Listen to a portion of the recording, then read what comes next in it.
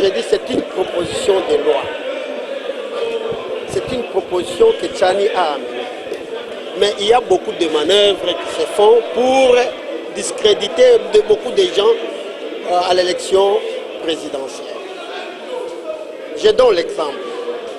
Le président de la République a dit que les gens de Minembwe sont aussi congolais.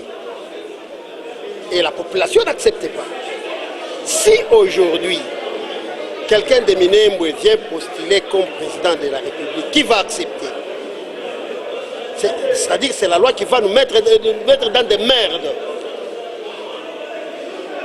Je n'accepterai jamais que notre pays soit en ébullition.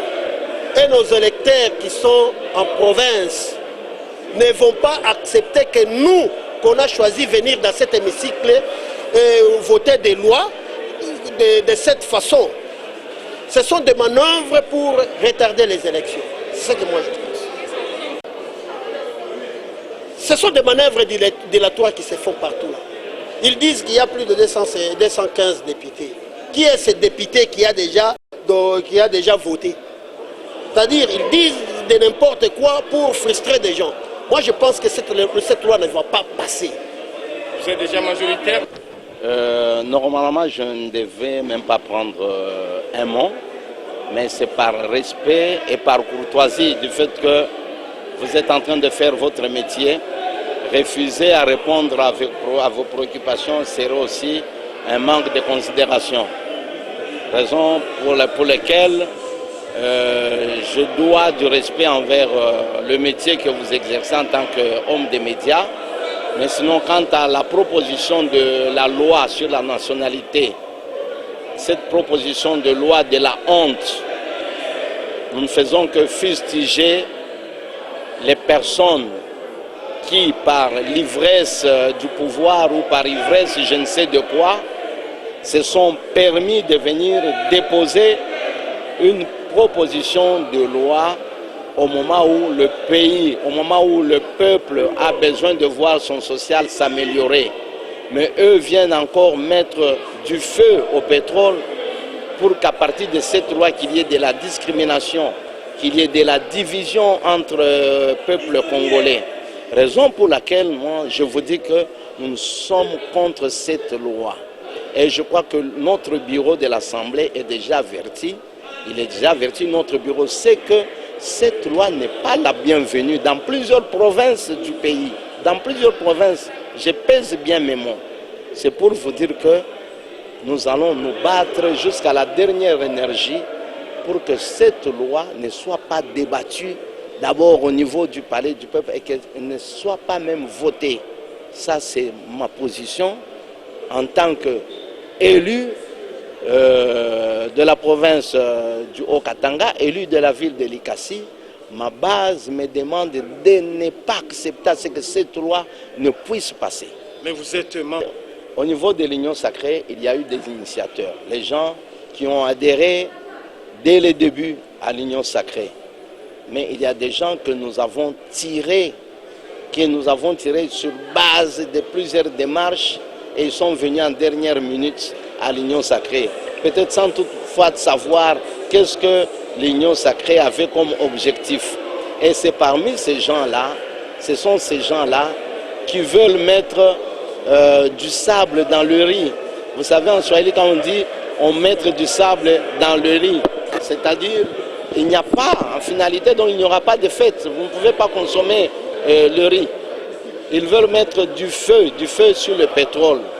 Vous savez, cette loi, si vous avez bien suivi la personne qui a endossé cette loi, parce que l'initiateur de cette loi, c'est M. Tchani, qui est congolais, qui a le droit d'initier n'importe quelle loi, mais il faudrait initier des lois qui peuvent apporter un plus au peuple congolais.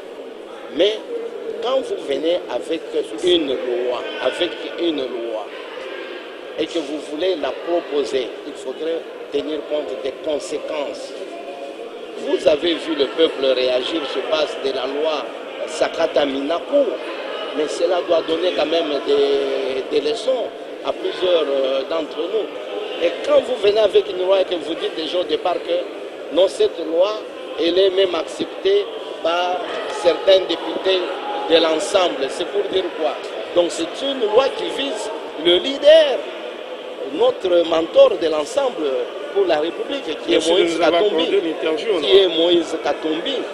Donc, pourquoi il n'a pas parlé? Non, j'ai l'apport des députés du MLC, j'ai l'apport du député du MCC, mais lui-même, le porteur de cette loi, il dit non, j'ai l'adhésion de quelqu'un. Raison pour laquelle nous sommes venus ici depuis 6 heures du matin pour voir réellement s'il y avait des députés de l'ensemble qui pouvaient appuyer cette loi de la honte, cette loi de la discrimination, cette loi tribale. Donc c'est une loi qui porte plusieurs qualifications, mais des qualifications honteuses.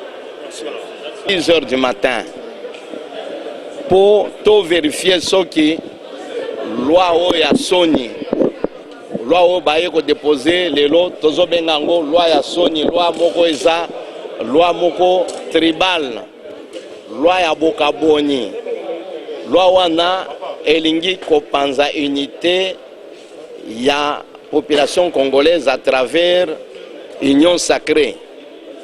Au niveau de l'union sacrée, tobundaki pour tobongisa mboka na biso.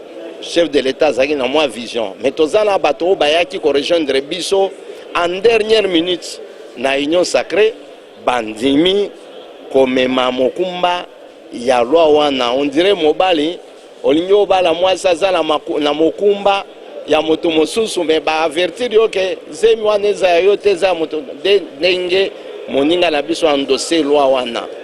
Na ndenge endosser loi wana ya lobaki ke azana apport na appui ya ba députés ensemble. C'est pour ça toyaki awa depuis tongo pour to vérifier ba députés ni ensemble baza sima ya loi wana eza makambo ya lokota. Normalement il ne fallait pas na loba lelo avant que tout ça la réunion na biso pour le compte ensemble. Donc pour la reçu qui sa loi wana eza loi moko ya mabe puisque koya ko panza union sacrée. Donc wenze ko panzana. Tozalaki na wenge moko na ebandeli. Mais les lots comme na ba BCBG, wenge Paris, wenge soki na maison mère tout ça. Donc bato bakoki ko appuyer loi wana, ba ko appuyer na soki ba meki kaka ko aligner loi wana na assemblée. Donc c'est pour vous dire que tozala en unité était na kati ya union sacrée wana dès début ya Bokabon. Nakanisi loi wana bureau tozanango bureau ya biso est dirigé par Mboso aza sage. Il faut a prioriser ba loi oyo ko améliorer social ya peuple congolais et non pas loi oyo ko ya ko créer ba zizani ba tribalisme ba mobulu na mobulu entre ba différentes communautés.